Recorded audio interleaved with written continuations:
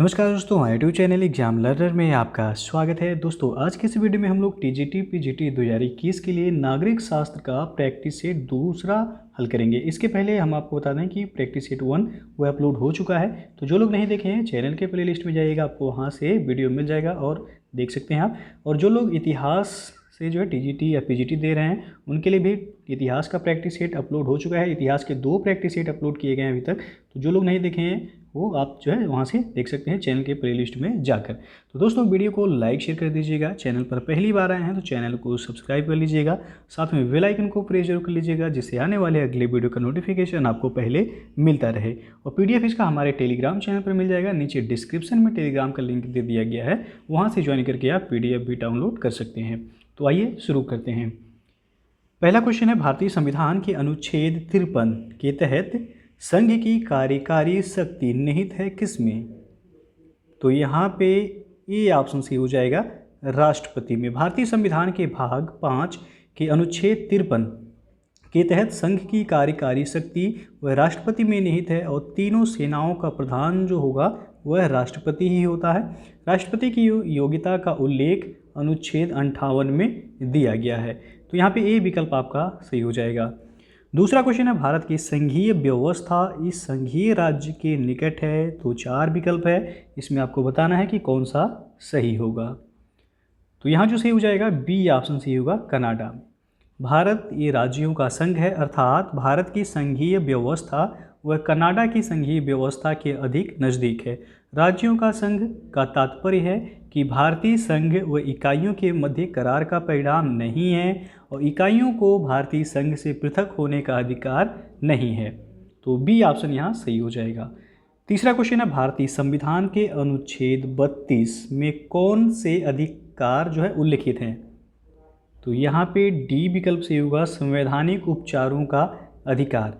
भारतीय संविधान के अनुच्छेद 32 में संवैधानिक उपचारों के अधिकार का उल्लेख है और इस अनुच्छेद को डॉक्टर बी.आर. अम्बेडकर ने भारतीय संविधान की हृदय और आत्मा कहा है, क्योंकि यह अनुच्छेद मौलिक अधिकारों की सुरक्षा को सुनिश्चित करता है। तो एक प्रश्न जो है यहाँ से बन जाएगा कि भीमराव अम्बेडकर ने जो है कौन से अधिकार को संविधान की हृदय या आत्मा कहा है? तो वह है आपका संवैधानिक उपचारों का अधिकार। चौथा क्वेश्चन है, भारतीय संविधान का कौन सा भाग संविधान की आत्मा कहलाता है? तो यहाँ पे आपका ये विकल्प सही हो जाएगा, प्रस्तावना। यहाँ पे जो है आप देख सकते हैं कि ये डॉक्टर भीमराव अंबेडकर के अनुसार नहीं दिया गया है, लेकिन आपसे पूछा गया है भारतीय संविधान का कौन सा भाग संविधान का आत्मा कहलाता है, तो वह है प्रस्तावना। प्रस्तावना हमारे संविधान का आधार है। पंडित ठाकुरदास भार्गव ने संविधान की प्रस्तावना के संबंध में कहा है कि प्रस्तावना संविधान का सबसे सम्मानित भाग है और यह संविधान की आत्मा है, जबकि डॉक्टर भीमराव अंबेडकर संविधान के अनुच्छेद 32 को संविधान की आत्मा उन्होंने माना है। तो यदि भीमराव अंबेडकर शब्द जहां आए तो अनुच्छेद 32 होगा जो कि संवैधानिक उपचारों का अधिकार हो जाएगा, लेकिन यदि इस तरह पूछा जाए तो आपका प्रस्तावना होगा, ए ऑप्शन यहाँ सही होगा। पांचवा क्वेश्चन है, संविधान सभा का गठन प्रस्तावित किया गया था? तो यहाँ पे बी ऑप्शन सही हो जाएगा, कैबिनेट मिशन के द्वारा। संविधान सभा के गठन का प्रस्ताव कैबिनेट मिशन 1946 द्वारा प्रस्तावित किया गया था। इसके तहत संविधान सभा की कुल सदस्य संख्या 389 थी, जिसमें 296 सीटें वह ब्रिटिश भारत से थे, 93 सीटें ये देसी रियासत से थी, तो टोटल जो है 389 सीट था। और किंतु जो है पाकिस्तान के अलग हो जाने से यह संख्या जो है परिवर्तित हो गया था। तो ऑप्शन बी यहाँ से होगा कि संविधान सभा का गठन प्रस्तावित किया गया था तो कैबिनेट मिशन के द्वारा। छठवां क्वेश्चन है, भारत में लोकायुक्त की संस्था को स्थापित करने वाला पहला राज्य कौन था? तो यहाँ पे बी ऑप्शन सही होगा, महाराष्ट्र। भारत में लोकपाल एवं लोकायुक्त रूपी संस्था की स्थापना का सुझाव ये प्रथम प्रशासनिक सुधार आयोग 1966 ने दिया था और आयोग की सिफारिशों को स्वीकार करते हुए इंदिरा गांधी सरकार ने पहली बार 1968 में लोकपाल एवं लोकायुक्त अधिनियम संसद में प्रस्तुत किया था। लोकायुक्त की संस्था को स्थापित करने वाला पहला राज्य जो है वह महाराष्ट्र है 1971 में, बल्कि उड़ीसा में अधिनियम 1970 में पारित हुआ था और 1983 में लागू किया गया था। तो यहाँ पे बी ऑप्शन आपका सही होगा। 7वां प्रश्न है एन इंडियन पिलग्रिम एक आत्मकथा है जो संबंधित है किससे?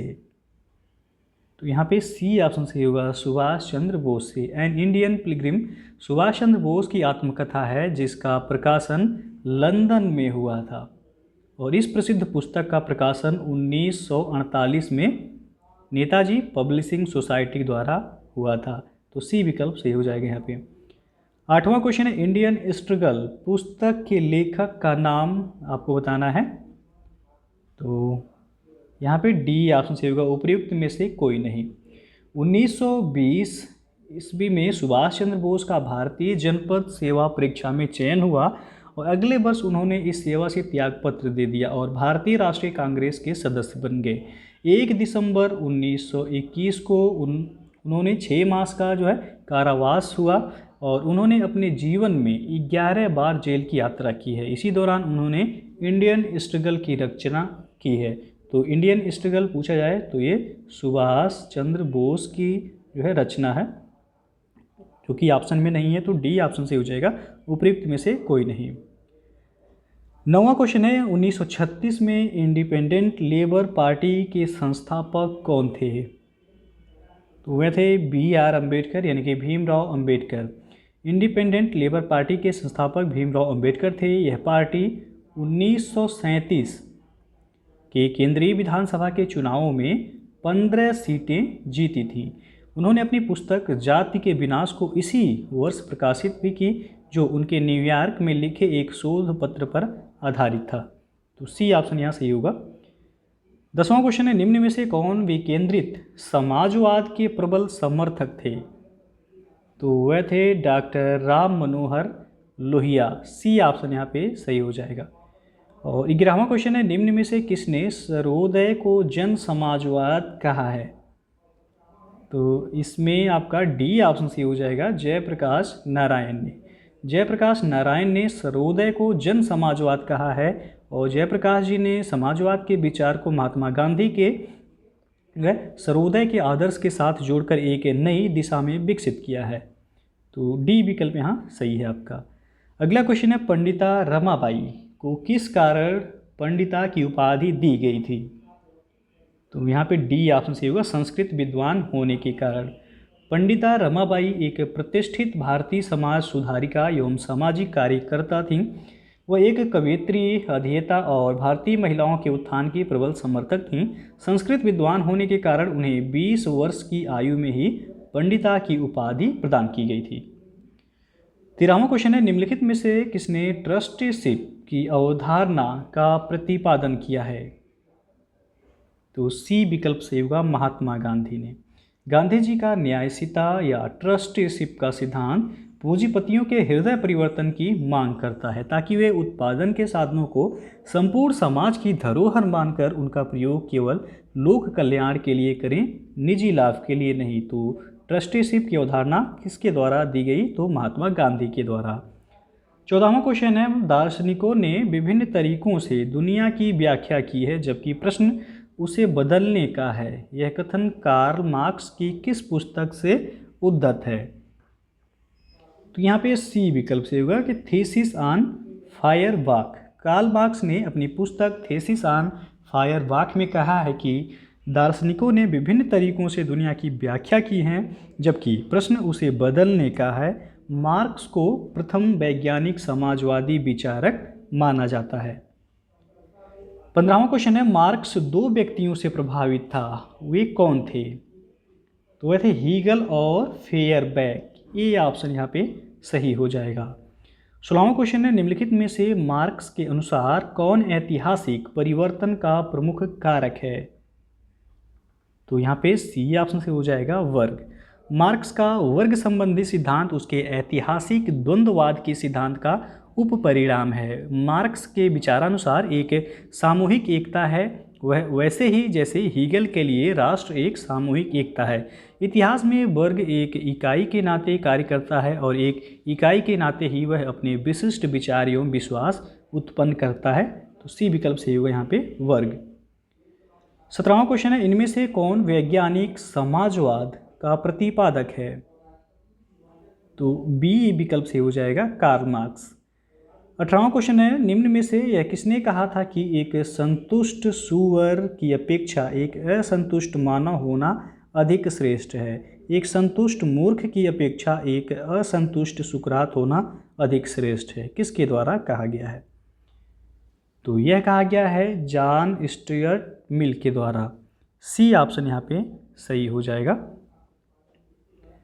और अगला जो क्वेश्चन है, जिस राजनीतिक दार्शनिक ने सर्वप्रथम राजनीति शास्त्र में राज्य की अवधारणा को प्रस्तुत किया वह था मैकियावेली। सी विकल्प यहाँ पे सही हो जाएगा। मैकियावेली ने अपनी पुस्तक प्रिंस, पुस्तक का नाम इनके याद रखिएगा, प्रिंस में इतावली शब्द स्टेटो का प्रयोग किया, जिससे अंग्रेजी शब्द स्टेट बना। और राज्य के लिए बोंदा ने जो है रिपब्लिक शब्द का प्रयोग किया है। तो यदि राज्य पूछा जाए तो राज्य के लिए जो है बोंदा ने रिपब्लिक शब्द का प्रयोग किया है, और हाब्स ने कॉमनवेल्थ शब्द का प्रयोग किया है। लॉक और रूसो ने समुदाय शब्द का प्रयोग किया है। तो ये चारों ही जो है महत्वपूर्ण है, पूछा जाता है हमेशा। तो यहाँ पे पूछा गया है कि जिस दार्शनिक ने जो है राजनीति शास्त्र में राज्य की अवधारणा को प्रस्तुत किया वह थे मैकियावेली। 20वां क्वेश्चन है, नीचे दो कथन दिए गए हैं। अभी कथन ए और दूसरे को तर्क आर कहा गया है। नीचे दिए गए कोड का प्रयोग करते हुए सही उत्तर का चयन कीजिए। कथन है आपका कि रूसो के अनुसार एक चिंतनशील व्यक्ति दुराचारी पशु है। तर्क आर है कि समान भावनाएं जीवन को मूल्य देती हैं। तो आपको बताना है इनमें से कौन सा सही होगा। तो यहाँ ए विकल्प से हो जाएगा। ए और आर दोनों ही सही हैं और आर ए की सही व्याख्या भी है। रूसो के अनुसार एक चिंतनशील व्यक्ति दुराचारी पशु है क्योंकि मनुष्य की एक समान भावनाएं जीवन को मूल्य प्रदान करती हैं। तो ये विकल्प आपका यहाँ सही हो जाएगा। 21वां क्वेश्चन है, यह विचार किस विचारक का है कि युद्ध हितकर है क्योंकि इससे देश प्रेम और राज्यभक्ति की भावना की पुष्टि होती है? तो यहाँ पे सी विकल्प से हो जाएगा। यह हीगल का विचार है। युद्ध हितकर है क्योंकि इससे देश प्रेम और राज्य भक्ति की भावना की पुष्टि होती है। ये कथन हीगल महोदय का है। 22वां प्रश्न है, कौन सा राजनीतिक चिंतक अरस्तु के विचारों को पूरी तरह अस्वीकार करता है? तो वह है हॉब्स। बी विकल्प से हो जाएगा। हॉब्स और अरस्तु के अधिकतर राजनीतिक विचार परस्पर वह विपरीत हैं। अरस्तु राज्य के सावयवी सिद्धांत को मानता है एवं आगमनात्मक पद्धति का प्रयोग करता है। वह राज्य को परिवार की तरह स्वाभाविक संस्था मानता है, जबकि हॉब्स यांत्रिक भौतिकवादी है।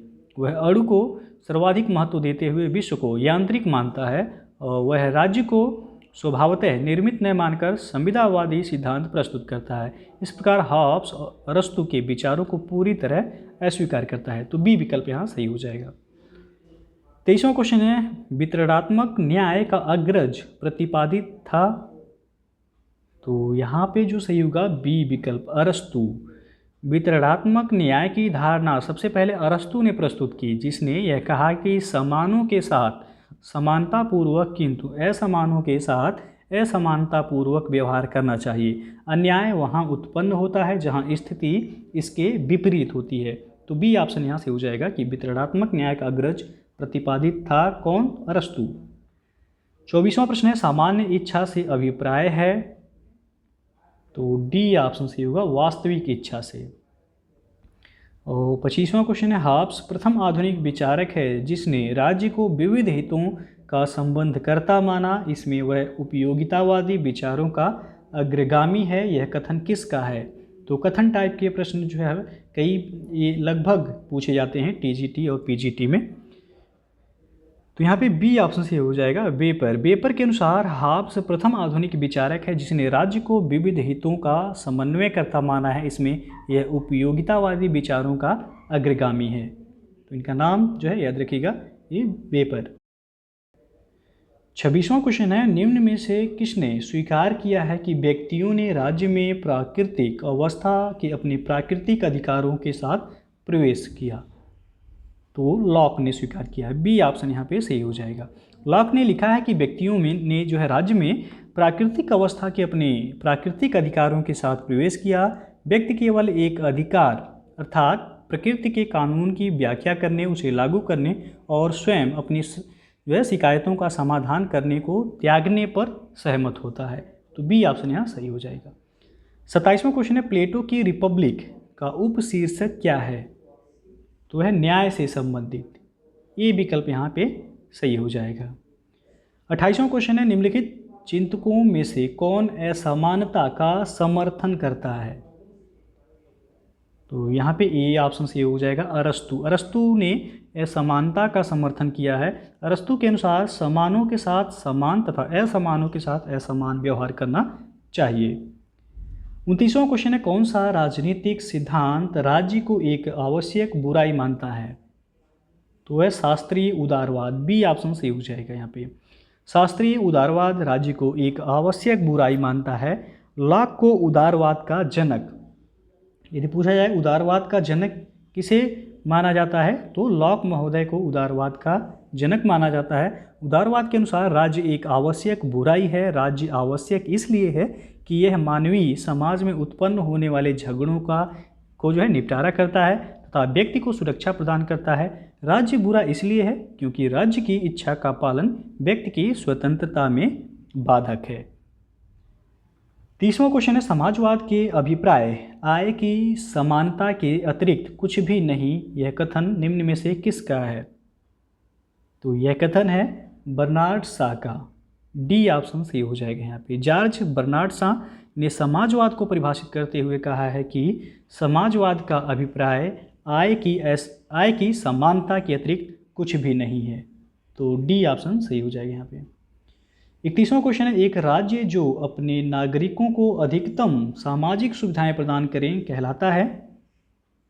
तो वह कहलाता है कल्याणकारी राज्य। सी ऑप्शन सही हो जाएगा, यानी कि वेलफेयर स्टेट।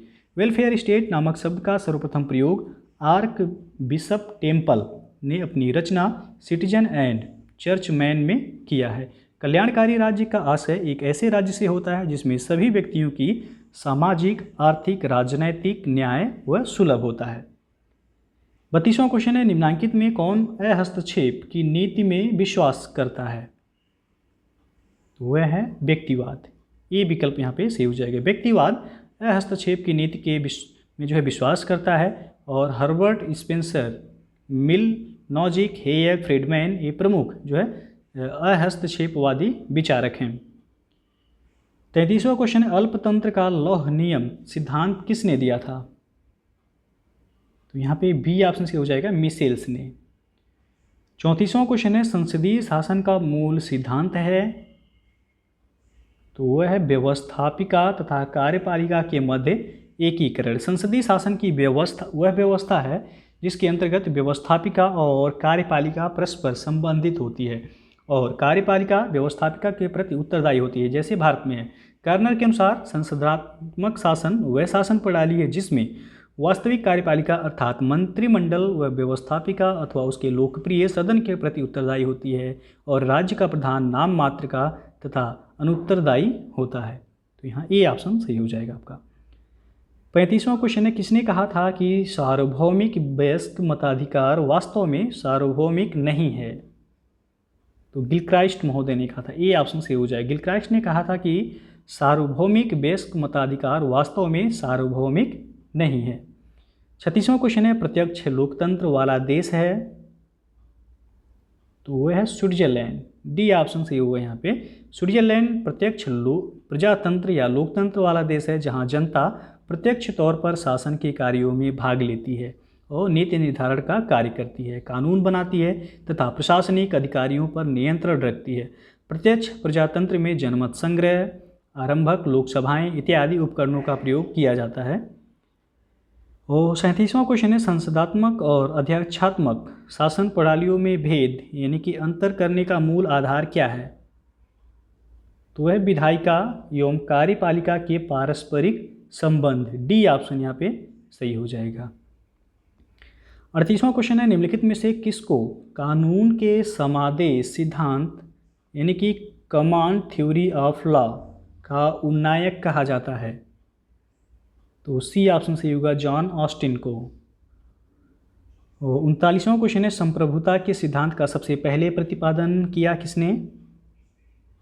तो ए ऑप्शन सही होगा, बोंदा ने।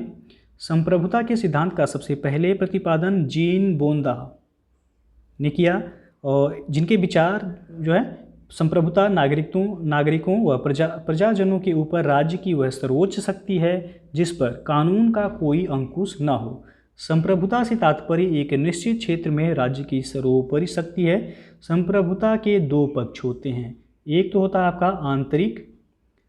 आंतरिक संप्रभुता और दूसरा होता है बाह्य संप्रभुता। तो यहाँ पूछा गया है कि संप्रभुता के सिद्धांत का सबसे पहले प्रतिपादन किसने किया, तो जीन बोंदा ने। 40वां क्वेश्चन है, निम्न में से कौन सा सही सुमेलित नहीं है। यहाँ आप देख सकते हैं 4 विकल्प दिया गया है, आपको बताना है इसमें कौन सा सही सुमेलित नहीं है। तो बी ऑप्शन देख सकते हैं कि बहुल मतदान का निषेध दिया गया है मिल के द्वारा। तो जेएस मिल ने जो है बहुल मतदान का समर्थन करता है। मिल महिलाओं को भी मताधिकार देने के पक्षधर हैं।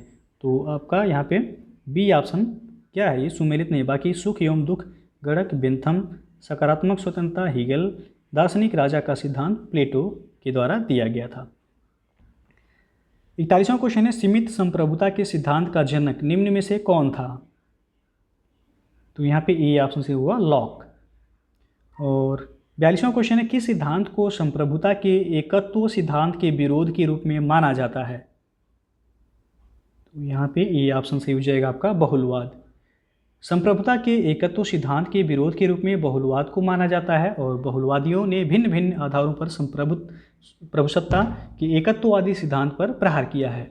यहाँ पे ए ऑप्शन से हो जाएगा कि किस सिद्धांत को संप्रभुता के एकत्व सिद्धांत के विरोध के रूप में माना जाता है, तो वह बहुलवाद।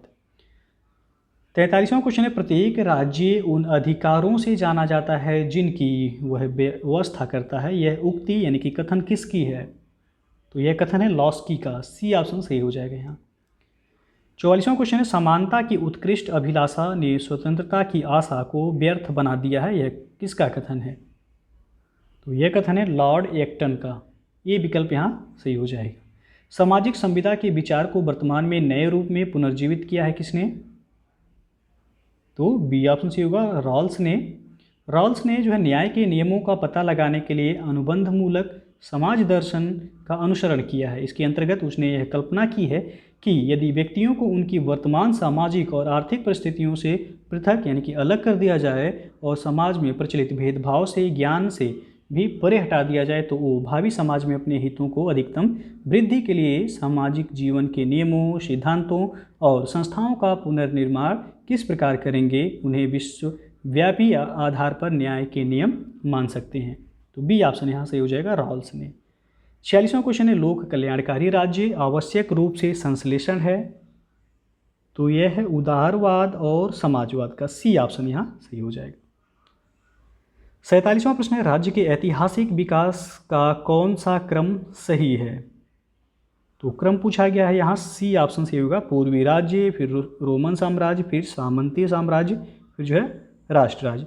प्राचीनतम काल में पूर्व में जो है कबीलों के संगठनों के रूप में विकास की प्रथम अवस्था से लेकर आधुनिक युग में पश्चिम में राष्ट्र राज्यों के उदय तक ऐसे विकास की जो है लगभग एक रूपी दिशा देखी जा सकती है। इसका विकास जो है कई चरणों में हुआ, जिनमें पहला जो चरण है वह कबीलों के संगठन जो कि पूर्वी राज्य हैं, फिर यूनानी नगर राज्य, फिर रोमन साम्राज्य नगर, फिर सामंती राज्य और सबसे लास्ट यानी कि अंतिम जो है राष्ट्र राज्य। तो सी क्रम जो है आपका यहाँ सही हो जाएगा। 48वां क्वेश्चन है, किसने राज्य की जगह रिपब्लिक शब्द को प्रमुखता दी है। तो यहाँ पे बी ऑप्शन से होगा बोंदा ने। बोंदा ने राज्य की जगह रिपब्लिक शब्द को प्रमुखता दी है। और 49वां क्वेश्चन है, राजनीति शब्द की उत्पत्ति पोलिस से हुई है। यह है, तो यहाँ पे ए ऑप्शन से होगा ग्रीक शब्द है यह। पॉलिटिक्स यानी कि राजनीति शब्द की उत्पत्ति यूनानी यानी कि ग्रीक शब्द पोलिस से हुई है, जिसका अर्थ उस भाषा में नगर राज्य होता है। और 50वां प्रश्न है आपका, निम्नांकित में से किस पुस्तक में कल्याणकारी राज्य यानी कि वेलफेयर स्टेट शब्द का सर्वप्रथम प्रयोग किया गया है। तो यह किया गया सिटीजन एंड चर्चमैन में। पीछे आपको बताया भी गया है कि आर्क बिशप टेम्पल की पुस्तक है सिटीजन एंड चर्चमैन, जो कि 1941 में प्रकाशित हुई थी। इसमें कल्याणकारी राज्य यानी कि वेलफेयर स्टेट शब्द का सर्वप्रथम प्रयोग किया गया है। अगला क्वेश्चन है, कौन पावर एलिट नामक ग्रंथ का लेखक है? यहाँ पे डी ऑप्शन सही होगा, सी राइट मिल्स ने। और 52वां क्वेश्चन है, ग्रामर ऑफ पॉलिटिक्स के लेखक कौन है? तो है हेरोल्ड लॉस्की। डी ऑप्शन सही हो जाएगा। एच.जे. लॉस्की ये 20वीं शताब्दी का एक अत्यंत महत्वपूर्ण राजनीतिक चिंतक था। यह बहुलवाद का समर्थक तथा राज्य की एकलवादी संप्रभुता के सिद्धांत का तीव्र आलोचक था। इसने अपना लेखन कार्य एक बहुलवादी के रूप में प्रारंभ तथा अंत एक जनतांत्रिक समाजवादी के रूप में किया है। इसके चिंतन तथा लेखन के केंद्र में सदैव मानव की स्वतंत्रता गरिमा रही है। तो डी ऑप्शन सही होगा कि ग्रामर ऑफ पॉलिटिक्स के लेखक कौन है? तो वह है हेरोल्ड लॉस्की। अगला क्वेश्चन है, सार्वजनिक कल्याण विधायक का ध्येय होना चाहिए, किसका कथन है? तो यह कथन है बेंथम का। डी ऑप्शन सही हो जाएगा। 54वां क्वेश्चन है, हीगल की द्वंद्वात्मक विधि थी? तो यहाँ पे डी ऑप्शन सही होगा, प्रतिवाद की समस्या सुलझाना। हीगल ने वाद प्रतिवाद संवाद के माध्यम से व्यक्ति, समाज, राज्य व इतिहास सभी के विकास का विश्लेषण किया। वाद से प्रतिवाद के विकास का मूलाधार विरोध है और संवाद में वाद प्रतिवाद दोनों के अच्छे तत्वों का समन्वय है। हीगल के अनुसार द्वंद्वात्मक विधि मूलतः प्रतिवाद की समस्या सुलझाना है, क्योंकि संवाद भी जो है वाद में वाद बन जाता है और जिसके सामने फिर से प्रतिवाद की चुनौती होती है। तो डी विकल्प सही होगा यहाँ। अगला क्वेश्चन है, द सिटी ऑफ गॉड के लेखक कौन हैं? तो यहाँ पे बी ऑप्शन सही होगा, मार्टिन लूथर। और अगला क्वेश्चन है, मनु के अनुसार निम्नलिखित में से कौन राज्य के अंग नहीं हैं? तो इसमें आपका बी ऑप्शन जो है सही होगा, पुरोहित। मनु और कौटिल्य दोनों ने जो है राज्य के सप्तांग स्वरूप पर चर्चा की है। मनु के अनुसार राज्य समाज की रक्षा एवं कल्याण करता है। सप्तांग सिद्धांत में राज्य के अंगों की चर्चा मनु द्वारा की गई है, जिसमें है स्वामी यानी कि राजा, अमात्य, जनपद, दुर्ग, कोष, दंड यानी कि सेना और मित्र इसमें शामिल है। इसमें पुरोहित का उल्लेख नहीं मिलता है। बी ऑप्शन सही हो जाएगा। अगला क्वेश्चन है, निम्नलिखित प्राचीन लेखकों में से किसे लोग भारत का मैकियावेली कहते हैं? तो यह है कौटिल्य। ए ऑप्शन सही हो जाएगा आपका। भारत के मैकियावेली के नाम से प्रसिद्ध कौटिल्य ने राजा के आवश्यक गुणों पर बल दिया है। वह अपने राजा को केवल सत्ता उपयोग करने वाले व्यक्ति के रूप में नहीं देखता, वह उसे राजर्षि बनाना चाहता है। उसके अनुसार राजा को कुलीन, धर्म की मर्यादा चाहने वाला, कृतज्ञ, दृढ़ निश्चय, विचारशील, सत्यवादी, विवेकपूर्ण और वृद्धों के प्रति आदरशील, दूरदर्शी, उत्साही, युद्ध में चतुर होना चाहिए। तो ये विकल्प यहाँ से हो जाएगा। भारत का मैकियावेली कौटिल्य को कहा जाता है। 58वां क्वेश्चन है, गांधी जी द्वारा किसको अपना राजनीतिक गुरु माना गया? तो यहाँ जो सही होगा बी ऑप्शन, जी.के. गोखले यानी कि गोपाल कृष्ण गोखले। महात्मा गांधी का राजनीतिक गुरु गोपाल कृष्ण गोखले को माना जाता है। सर्वप्रथम गोखले और गांधी जी की मुलाकात वर्ष 1896 में हुई थी और वर्ष 1912 में इन दोनों की मुलाकात पुनः दक्षिण अफ्रीका में हुई, जहां गांधी जी गोखले की नेतृत्व शैली और संघर्ष के तरीकों से प्रभावित हुए। भारत आने के पश्चात गांधी जी ने अंग्रेजों के विरुद्ध आंदोलन के उन्हीं तरीकों का जो है प्रयोग किया।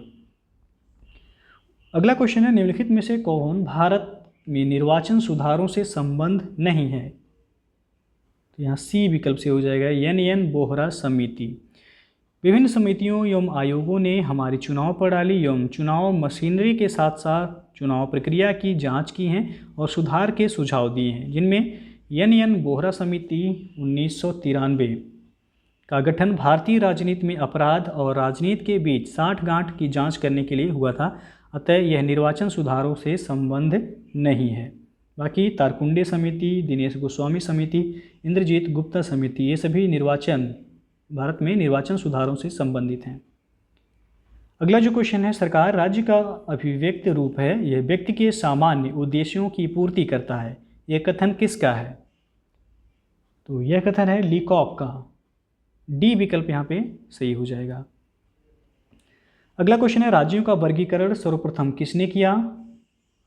तो ये अरस्तु के द्वारा किया गया था। ये विकल्प यहाँ पे सही हो जाएगा। राज्यों का सर्वप्रथम वर्गीकरण अरस्तु द्वारा किया गया।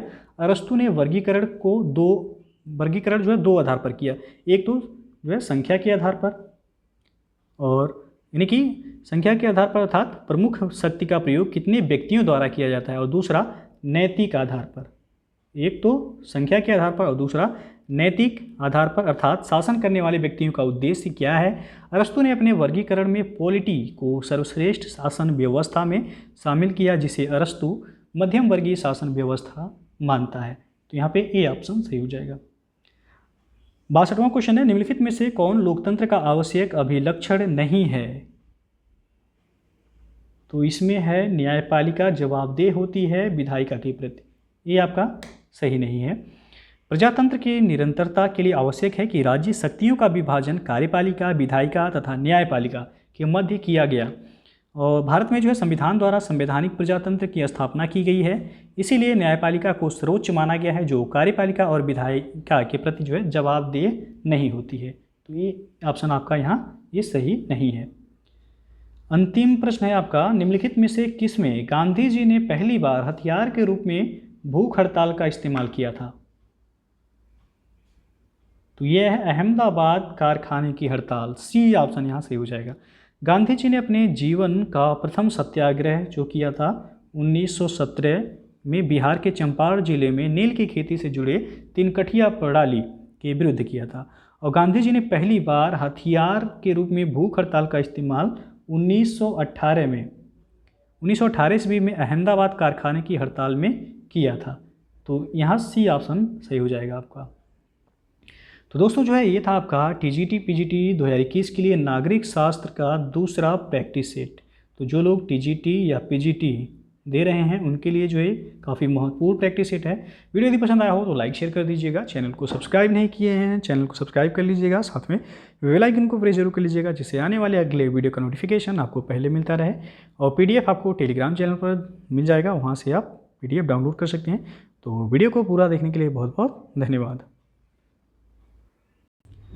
दोस्तों यदि आप यूपीपीएससी और यूपी SSSC एग्ज़ाम की तैयारी करना चाहते हैं या कर रहे हैं तो आप अनअकैडमी लर्निंग प्लेटफॉर्म से जुड़ के जो अपनी तैयारी को बेहतर तरीके से कर सकते हैं और एग्ज़ाम को क्रैक कर सकते हैं। इसके लिए आपको अनअकैडमी का सबसे पहले लर्निंग ऐप इंस्टॉल करना होगा प्ले स्टोर से जाके, फिर मोबाइल नंबर के थ्रू आप जो है लॉगिन कर सकते हैं। लॉगिन करने के बाद आप अपना गोल सेलेक्ट करेंगे। गोल यानी कि आप किस एग्ज़ाम की जो है प्रिपरेशन करना चाहते हैं, यूपीपीएससी और यूपी SSSC आपको जो है सिलेक्ट करना है। यहाँ पे सिलेक्ट करने के बाद आपके सामने जो है पूरा वीडियो ओपन हो जाएगा। फिर वीडियो को जो है आप देखने के लिए हमारा रेफरल कोड यूज ज़रूर कीजिएगा एग्ज़ाम लर्नर, और सब्सक्रिप्शन लेते समय भी आप हमारा रेफरल कोड एग्ज़ाम लर्नर ज़रूर यूज कीजिएगा, जिससे आपको 10% का एडिशनल डिस्काउंट भी मिल जाएगा। तो एक रेफरल कोड आपसे मांगा जाएगा, तो आप रेफरल कोड डालेंगे तो फ्री में जो वीडियो आप अनअकैडमी पे पड़ा हुआ है वो देख सकते हैं। और सब्सक्रिप्शन लेने के समय यदि आप रेफरल कोड यूज करते हैं हमारा, तो आपको जो है 10% का एडिशनल डिस्काउंट मिल जाएगा। रेफरल कोड आपको डिस्क्रिप्शन में भी नीचे मिल जाएगा, वहाँ से जाके आप देख सकते हैं। उसके बाद आप देख सकते हैं कि यूपीपीएससी और यूपी SSSC का जो है न्यू अनाउंसमेंट है अनअकैडमी पर। यदि आप 24 मंथ का सब्सक्रिप्शन लेते हैं तो 3 मंथ का जो है आपको एक्स्ट्रा सब्सक्रिप्शन दिया जाएगा। यदि 12 मंथ का सब्सक्रिप्शन लेते हैं तो आपको 2 मंथ का एडिशनल यानी कि एक्स्ट्रा सब्सक्रिप्शन आपको फ्री में दिया जा रहा है। उसके बाद अनअकैडमी पर जो है फतेह यूपीपीसीएस स्कॉलरशिप टेस्ट ए जो है डेली नहीं, ये संडे को 11 बजे कराया जाता है, और इसका जो है सॉल्यूशन भी आपको दिया जाएगा, तो आप टेस्ट ज्वाइन कर सकते हैं। उसके बाद अनअकैडमी प्लस सब्सक्रिप्शन लेते हैं तो इतने सारे फीचर्स जो है आपको अवेलेबल कराए जाएंगे। उसके बाद जो अनअकैडमी पर प्रगत यूपीपीएससी आरओ प्रीलिम्स का जो टेस्ट सीरीज है उसका शेड्यूल दिया गया है यहाँ पे। फिर बैच कोर्सेज जो अवेलेबल हैं अनअकैडमी पे वो है UPPSC mains optional political science हो गया, सोशियोलॉजी, हिंदी एंड हिस्ट्री, ये सभी अवेलेबल हैं। तो जो लोग सब्सक्रिप्शन लेना चाहते हैं आप जाके अनअकैडमी पे ले सकते हैं। उसके बाद यूपीपीएससी का प्रीलिम्स 2021 बैच कोर्स जो है ये आपका 9 जुलाई से शुरू हो रहा है। तो जो लोग यूपीपीएससी की तैयारी करना चाहते हैं तो जुड़ सकते हैं यहाँ पे। फिर जो है आप लक्ष्य यूपीपीएससी 2022, ये 12 मंथ का प्रीलिम्स प्लस मेंस का जो है कंप्लीट बैच कोर्स है, जो कि 14 जुलाई से बैच शुरू हो रहा है। तो जो लोग इस बैच से जुड़ना चाहते हैं आप जुड़ सकते हैं, डिस्क्रिप्शन में लिंक दे दिया गया है। इनमें से आप किसी भी एग्ज़ाम की तैयारी करना चाहते हैं तो आप अनअकैडमी पे जुड़ सकते हैं। हमारा रेफरल कोड यूज कीजिएगा एग्ज़ाम लर्नर, जिससे आपको 10% का जो है एडिशनल डिस्काउंट तत्काल मिल जाएगा। और आप टेलीग्राम पे भी जो है ज्वाइन कर सकते हैं। तो जो है यदि वीडियो आपको अच्छा लगा हो तो लाइक शेयर जरूर कीजिएगा। चैनल को सब्सक्राइब नहीं किए हैं तो चैनल को सब्सक्राइब कीजिएगा। और यदि आप जो है अनअकैडमी से जुड़ना चाहते हैं तो आप जाके प्ले स्टोर से अनअकैडमी का ऐप तुरंत डाउनलोड कर लीजिए और फ्री में जो भी वीडियो आप देख सकते हैं। सब्सक्रिप्शन लेना चाहते हैं तो आप सब्सक्रिप्शन भी ले सकते हैं। हमारा रेफरल कोड जरूर यूज कीजिएगा एग्जाम लर्नर, जिससे आपको 10% का जो है एडिशनल डिस्काउंट तत्काल मिल जाएगा।